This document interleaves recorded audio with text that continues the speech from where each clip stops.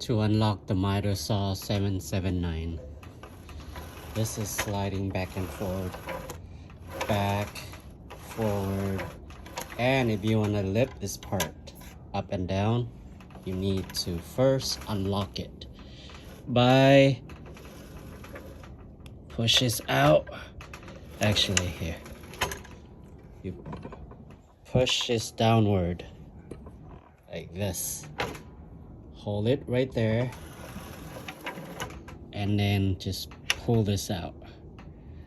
Pull to the left. Voila, that's easy. Now you can go up and down. That's it. And if you want to lock it again, do the opposite. Push it in. That's it. Simple.